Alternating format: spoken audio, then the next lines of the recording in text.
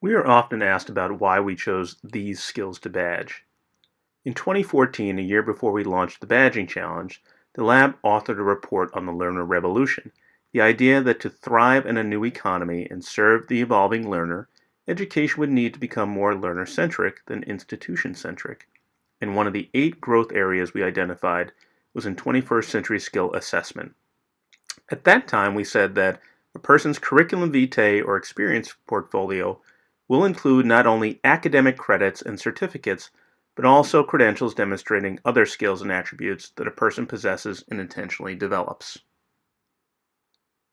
Shortly thereafter, there was one report in particular that caught our attention, the Hart Research Associates report done by the Association of American Colleges and Universities, AAC&U. This visual, and in particular the stark differences between employer and student perceptions, struck a chord with the lab and pushed our thinking and interest in exploring which skills seemed most important. We looked at multiple reports from groups like Burning Glass Technologies, international organizations like the World Economic Forum, and companies like Google. We saw differences but also significant overlap. We isolated the overlapping skills and crosswalked those with education efforts like Lumina's DQP initiative, AAC&U's value rubrics, and the work of educational entrepreneurs like Minerva Schools. We looked at the edtech sector, who was building what and for who. And of course, we asked some of our own employer partners for their perspective.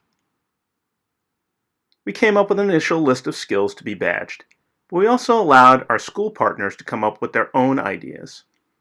After a year of deep exploration of frameworks and best practices, we arrived at this cluster of skills.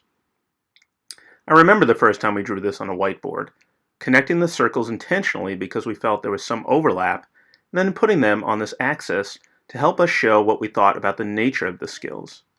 Concepts began emerging, but it was still early for us. Over time, some of the badges received name changes. For example, cross-cultural competency became intercultural fluency, and many of the sub-competencies, those discrete skills associated with each one of the badges, evolved after initial pilots. While we still use this image, we now know so much more about each of the skills, how to best describe them, what lies beneath them, ways to teach them intentionally, to assess them, and of course, how to credential them. So that's the backstory. A lot of effort, design, and research went into the selection of this suite of skills. Now we're excited to offer them to you. We hope you enjoy our work.